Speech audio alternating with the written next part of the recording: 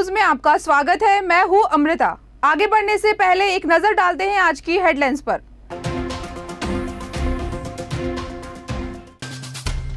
महेश्वरी समाज के महिला मंडल के द्वारा रखा गया आंवला नवमी का व्रत।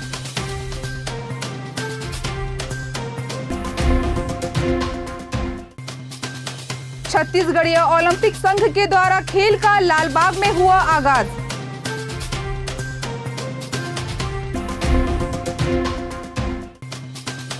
गांधी मैदान की दुर्दशा देखकर युवा मोर्चा ने सफाई को लेकर संभाली कमान।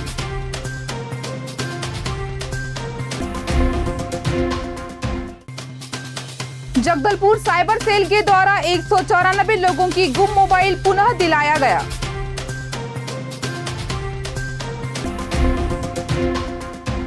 अब खबरें विस्तार से। आज जगदलपुर के महेश्वरी समाज में महेश्वरी समाज के महिला मंडल के द्वारा आंवला नवमी का व्रत रखकर विधि विधान से पूजा अर्चना कर धूमधाम से आंवला नवमी मनाया गया। इस कार्यक्रम में महिलाओं के द्वारा 56 भोग का प्रसाद चढ़ाया गया और संगीत कार्यक्रम रखा गया था। इस कार्यक्रम के पश्चात सभी व्रती महिलाएं महेश्वरी भवन में ही अपना व्रत तोड़ते हुए भोजन ग्रहण किए। यह जानकारी समाज के प्रमुख महिला अध्यक्ष एवं सचिव ने ग्रैंड न्यूज को जानकारी दी। आज आंवला नवमी का प्रोग्राम हो रहा है। ये हर साल हम करते हैं और कृष्ण जी का मनाते हैं और 56 भोग लगाते हैं। हर साल हर तरीके से सजाते हैं। यहाँ पे कितने वर्षों से किया जा रहा है? ये चल ही रहा है, परंपरा चल ही रही है। ये ऐसा है। ये जो पर्व चल रहा है ये अन्नकूट का पर्व है। विशेष तौर पे यहाँ गिरिराज पर्वत बनाया गया है। कृष्ण भगवान की झांकी बनाई गई है। इसमें भगवान को 56 भोग लगे हैं और यहाँ अन्नकूट की प्रसादी भी रखी गई है, जिसमें खिचड़ी में सभी तरह की सब्जियां डाली गई है और मिठाइयाँ सब 56 भोग भगवान को लगाए जाए। भजन कीर्तन से भगवान को रिझाने का हम लोग प्रयास कर रहे हैं। ये कार्यक्रम सुबह 11:30 बजे से स्टार्ट है। पहले पूजा होती है आंवला की, आंवला वृक्ष की पूजा होती है। उसके बाद में गोवर्धन की पूजा होती है। उसके बाद में सभी भजन का कार्यक्रम है। इसके बाद में प्रसादी भी, अन्नकूट की प्रसादी है पूरी महिला मंडल की। आज बुधवार को आंवला नवमी का त्योहार मनाया जा रहा है। इस दिन आंवले की वृक्ष की पूजा की जाती है। इस दिन आंवला वृक्ष के समीप भोजन करने की मान्यता है। इससे आरोग्य, सुख और अखंड सौभाग्य की प्राप्ति होती है। पौराणिक जानकारी के अनुसार च्यवन ऋषि ने च्यवनप्राश का निर्माण कर देवताओं को चीर यौवन प्राप्त कराया था। दीपावली के बाद यानी कार्तिक मास की शुक्ल पक्ष की नवमी को आंवला नवमी कहते हैं। कार्तिक मास की इस नवमी तिथि को आंवले की पूजा पुत्र प्राप्ति के लिए विशेष लाभदायक मानी गई है।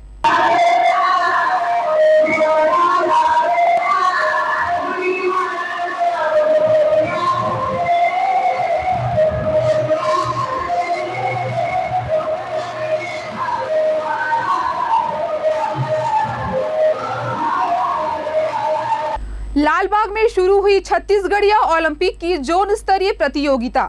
जगदलपुर के लालबाग मैदान में बुधवार 2 नवंबर को छत्तीसगढ़ीय ओलंपिक की जोन स्तरीय प्रतियोगिता की शुरुआत हुई। महापौर सफीरा साहू सहित जनप्रतिनिधि इस अवसर पर पहुंचे और खिलाड़ियों का उत्साहवर्धन किया। उल्लेखनीय है कि राजीव युवा मितान क्लब के द्वारा शहर के 48 वार्ड में वार्ड स्तरीय छत्तीसगढ़ीय खेल का आयोजन किया गया था। इस खेल में बच्चे, महिलाएं व पुरुष वर्ग के विभिन्न खेलों का आयोजन किया गया था, जिसमें वार्ड स्तर में विजयी प्रतिभागियों का जोन स्तर पर खिलाड़ी अपना जौहर दिखाएंगे। जोन स्तरीय प्रतियोगिता में 48 वार्ड के लिए प्रति जोन में 8 वार्ड को शामिल कर 6 जोन बनाए गए हैं। साथ ही नगर पंचायत बस्तर का 2 जोन बनाया गया है। छत्तीसगढ़ीय ओलंपिक में गिल्ली डंडा, दौड़, कबड्डी, पिट्टूल, खो खो, लंगड़ी दौड़, रस्साकशी, लंबी कूद जैसे पारंपरिक खेल शामिल किए गए हैं। मैं रवीना टाइगर वार्ड से हूँ।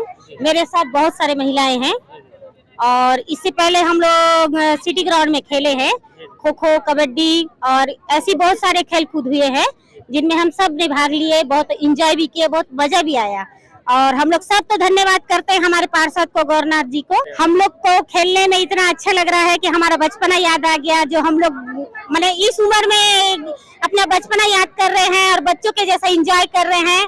हम लोग को बहुत अच्छा लग रहा है और हमारे मैंने ऐसा लग रहा है शरीर भी अच्छा लग रहा है और खेलने में भी मजा आ रहा है, बहुत अच्छा ही एंजॉय कर रहे हैं। इसमें लगभग 7 बालक बालिकाओं के अलग अलग प्रोग्राम हो रहे हैं, जिसमें कबड्डी है, खो खो है, दौड़ है, लंबी कूद है, और इसमें अलग अलग कैटेगरी के बालक बालिका आए हुए हैं, 0 से 18 वर्ष, 18 से 40 और 40 के ऊपर। प्लस इसमें बस्तर की भी टीम आई हुई है, नगर पंचायत। ये खेल कब तक चलेगा? इसके लिए हम लोग 3 दिवसीय खेल कार्यक्रम रखे हैं। 2 और 3 तारीख को हम लगभग फाइनल कर देंगे और 4 को हम लोग पुरस्कार वितरण करेंगे। यहाँ पे प्लेइंग में जो आए हैं बच्चे कहाँ से आए हैं? बस्तर से हैं और 48 वार्डों से हैं निगम के। माननीय मुख्यमंत्री जी के द्वारा जो छत्तीसगढ़ में विलोपित होते जा रहे, जो जिन्हें कोई जानता भी नहीं था गेम, उन गेमों को फिर से सामने लेकर आए हैं और शुरू करवाए। उसमें 14 खेल है, जिसमें गेड़ी दौड़ाई है, रस्सी कस्सा है और बाटी का गेम है जो कंचा खेलते हैं, गिल्ली डंडा है, खो खो है, कबड्डी है, दौड़ है। ऐसे भी बहुत सारे और ऐसे गेम हैं जो लोग भौरा भी है, और जिसमें हमारे माननीय मुख्यमंत्री जी जो पूरी तरीके से पारंगत है खेलों से, तो वो चाहते हैं कि छोटे छोटे बच्चे भी जाने कि पुराने खेल क्या थे और किस तरह के खेले जाते हैं। तो हम सब आज जैसे देख रहे हैं यहाँ पर आपको छोटे से लेकर करीबन 60 साल की उम्र के भी बच्चे, इसमें खेल की कोई सीमा नहीं है, हर कोई भाग ले रहा है, हर कोई मनोरंजन होकर बहुत अच्छे से खेल रहा है। जगदलपुर नगर निगम के द्वारा पूरे 48 वार्डों में रात को सुरक्षा के लिए स्ट्रीट लाइटों का उपयोग किया जाता है, मगर समय समय पर लाइट में खराबी आ जाती है एवं लाइट कनेक्शन का आपस में टूट जाना, खराब हो जाना यह आम बात है। मगर कई जगह पर खतरनाक ढंग से नगर निगम के द्वारा लाइट के तारों का जाल बिछा हुआ है, जो कल के दिन एक बड़ी दुर्घटना को आमंत्रण दे रही है। स्ट्रीट लाइट की खंभों को जब लगाया जा रहा था, उस समय खंबे के नीचे एक सुरक्षित जगह पर करंट ना आए, इसलिए मजबूत बक्सों का उपयोग किया जाता था। मगर आज के समय में किसी भी खंबे पर बक्से नहीं दिखते हैं। बक्से से हट जाने के बाद सभी करंट वाली वायर बाहर लटकती हुई नजर आती है, जिसमें कल के दिन कोई भी बड़ा दुर्घटना घट सकता है और इस नगर निगम को ध्यान देने की जरूरत है। यहाँ पे जो चित्र वाला पूरा काम को ठीक करके ओके कर रहे हैं ये पूरा को। तो ये पहले बॉक्स लगा रहता था, बॉक्स नहीं है अभी, जैसे करंट फैला है तो जैसे जानवर है, छोटे बच्चे हैं, इनको खतरा है कैसे? नहीं, अपना टेप उप लगाते हैं ना, तो टेप उप लगाने से तो खतरा नहीं रहता है। हाँ। नहीं, जैसे डब्बा रहेगा तो ज्यादा सुरक्षित है या टेप सुरक्षित है? नहीं, तो अभी तो टेप है, अभी डब्बा तो है ही नहीं, उसका डब्बा तो पूरा सड़ गया, तो अभी क्या टेप से ही अभी मतलब डब्बा रहना चाहिए इसमें? नहीं, उसमें भी तो खतरा है ना, इसमें भी इसमें ज्यादा खतरा नहीं है, उसमें क्या टकने से है ना खतरा रहता है, इसमें तो टेप। तो अभी क्या परेशानी आ गई थी इसमें? अभी क्या रात को पूरा डिवाइडर बंद था, तो इसलिए अभी रात को जलाएंगे सब। मतलब ये पूरा जगदलपुर में ही हाल है ऐसे? नहीं, हर जगह ठीक करते आते हैं। हाँ, कितने लोग हैं आप लोग? हम लोग तो विभाग में है 19 लोग हैं, ये काम करते हैं। बस्तर जिले का एकमात्र टर्फ पिच जो कि ड्यूस बॉल हेतु उपयोग में लाया जाता है, किंतु अब वह कीमती पिच भी उस मैदान में ढूंढने पर भी नहीं मिलेगी। पिच भी अब बड़े बड़े घास और झाड़ियों से पट चुका है। टर्फ पिच को खेल के उपयोग में लाए बिना ही वह विलुप्त हो गई है। साफ सफाई के दौरान मौजूद भारतीय जनता युवा मोर्चा के जिला अध्यक्ष अविनाश श्रीवास्तव ने कहा कि जिस प्रकार से जगदलपुर के प्रमुख मैदान में से एक हाथा ग्राउंड पर स्तरहीन कार्य किया गया है और मैदान के बनने पश्चात उद्घाटन कर मुख्य गेट से ताला जड़ खिलाड़ियों को मासिक शुल्क का फरमान जारी कर युवा खिलाड़ियों को मैदान से कोसों दूर कर दिया गया है। आज स्थिति ऐसी बन गई है कि मैदान के चारों ओर खिलाड़ी नहीं, बड़ी बड़ी झाड़ियां घास फूस के साथ शाम को मैदान के अंधेरों में नशेड़ियों खेल रहे हैं। कांग्रेस सरकार के द्वारा निर्मित हाथा ग्राउंड का मुख्य द्वार भी अब टूटने के कगार पर है। बाथरूम के नल भी उखड़ चुके हैं। मैदान की दुर्दशा बतलाती है कि मैदान में किस तरह से बड़ी राशियों का खुलेआम बंदरबाट किया गया है। सब साक्षी हैं कि आज से 7-8 माह पूर्व ही हाथा ग्राउंड गांधी मैदान का कायाकल्प एक बड़ी पैसों का लगाकर उसका कायाकल्प किया गया था, लेकिन जैसे ही कायाकल्प हुआ वहां पर नगर निगम की कांग्रेस सरकार ने और जिला प्रशासन ने एक समिति का गठित कर दिया। उस समिति ने हाथा ग्राउंड के हर द्वार पर ताला जड़ दिया और वहां पर जो खेल रहे थे बरसों से, उन खिलाड़ियों से कह दिया गया कि हम उनको मासिक शुल्क देना होगा। मैं जिला प्रशासन से कहना चाहता हूं और खासकर नगर निगम के जो यहाँ की सरकार है, यहाँ के विधायक है, महापौर से कहना चाहता हूं कि आपकी जब सरकार बनी थी, आपने युवाओं से तरह के वादा किए थे, लेकिन आपने वो वादे अभी तक कहां तक निभाए? आपने खेल प्रेमियों से मैदान छीन लिया और आपने छीना तो, लेकिन जो पैसा का वहां पर लगाया गया है, आज उस मैदान पर आप देखेंगे कि किस तरीके से झाड़ियां उग चुकी हैं। मैदान के चारों ओर बड़ी बड़ी झाड़ियां हैं। जो वहां पे टर्फ पिच बनाया गया है, मैं आपको बताना चाहूंगा कि वो टर्फ पिच जो है जिला बस्तर का पहला टर्फ पिच है, उसमें भी एक बड़ी लागत लगाकर उसे बनाया गया। आज आप उस मैदान पर जाएंगे तो टर्फ पिच आपको ढूंढने से नहीं मिलेगा।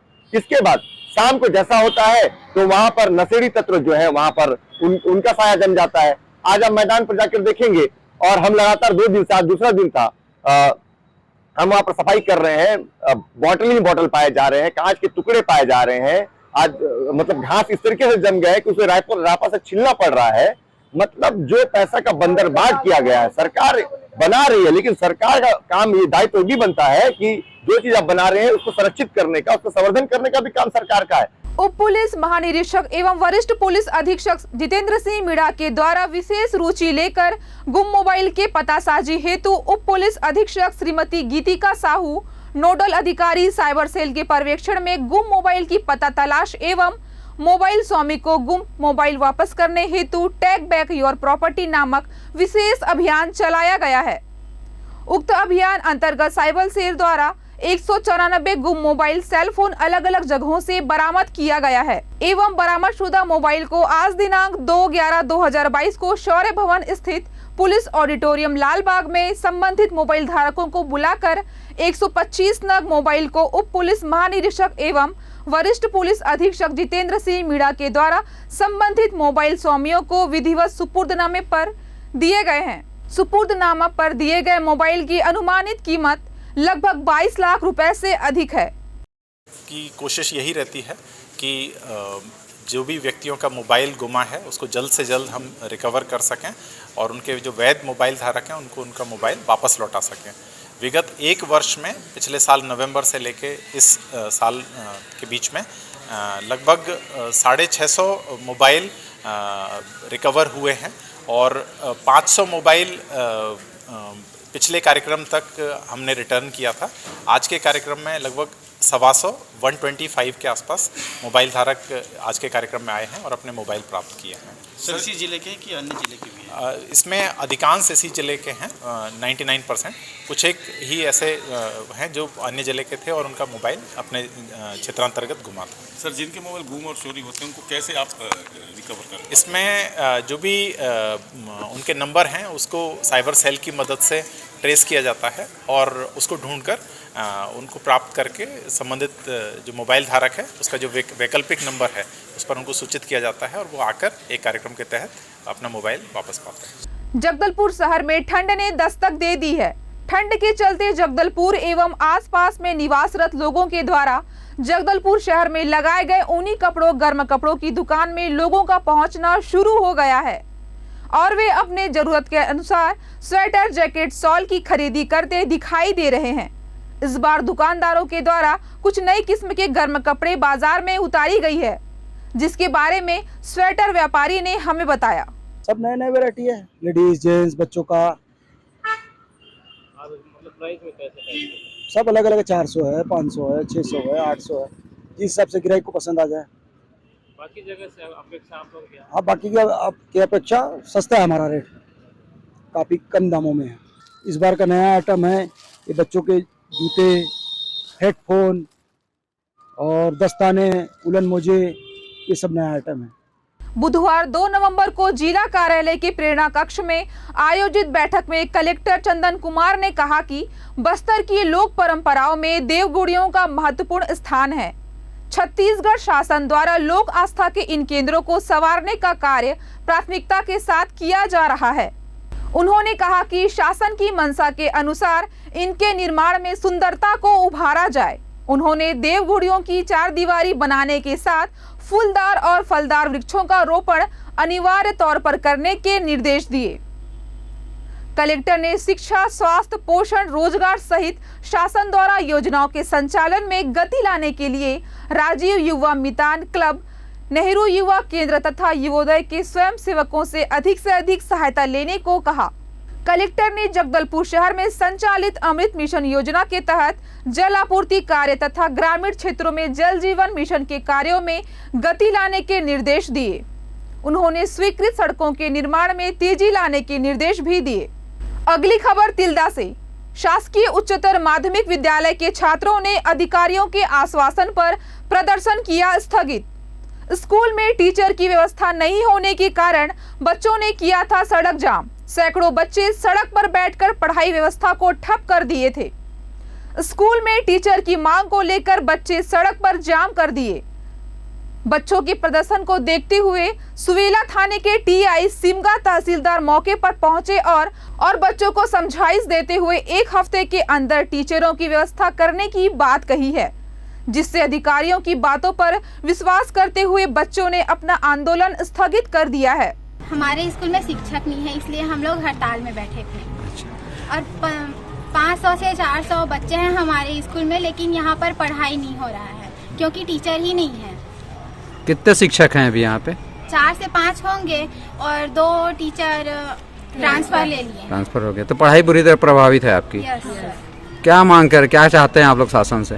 हम लोग ये चाहते हैं कि हमारी पढ़ाई पूरी तरीके से हो। हम लोग को शिक्षक चाहिए। फिजिक्स का टीचर नहीं है, हम लोग विज्ञान लिए हैं लेकिन विज्ञान का टीचर ही नहीं है। हफ्ते में टीचर्स की व्यवस्था करते हैं ऐसे करके, और हम लोग लिखित में भी लिए हैं कि टीचर्स की व्यवस्था 1 हफ्ते में करेंगे आप, तो उसको हमको लिखित में चाहिए। और एक ही सब्जेक्ट ऐसा फिजिक्स ऐसा एक ही नहीं, हमें सभी सब्जेक्ट का टीचर चाहिए। अगर 1 हफ्ते बाद शिक्षक की नियुक्ति होगी तो फिर क्या करेंगे? एक सब्जेक्ट मतलब नियुक्ति होगी, उसके बाद तो प्राय पढ़ाई वैसी चालू होगा। नहीं होगा तो क्या करेंगे? नहीं होगा तो फिर वही हम लोग का दिख रहा है, जब तक पढ़ाई स्टार्ट नहीं होगा तब तक हम तालाबंदी करेंगे और चक्का जाम तो हमारा दिख ही रहा। लापरवाह बेपरवाह विकास खंड शिक्षा अधिकारी बच्चों के सड़क में बैठने के बाद पहुंचे हैं, जहां उनको यह भी पता नहीं है कि स्कूल में कितने टीचर हैं और कितनों की ट्रांसफर हो गई है। जब स्कूल पहुंचे तब उनको जानकारी लगा कि स्कूल में टीचर ही नहीं है। ले दे के बच्चों को समझाइश दी गई है, वह बच्चे भी लिखित में ले लिए हैं। विकास खंड शिक्षा अधिकारी का कहना है कि 1 हफ्ते के अंदर सारी व्यवस्था में सुधार लेंगे।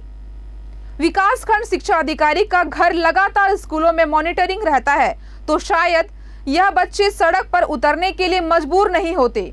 वही पूरे मामले पर गोलमोल जवाब दे रहे हैं। इनके यहाँ 2 शिक्षक की ट्रांसफर हो गई थी, जिनके कारण से फिजिक्स की पढ़ाई इनकी प्रभावित हो रही थी।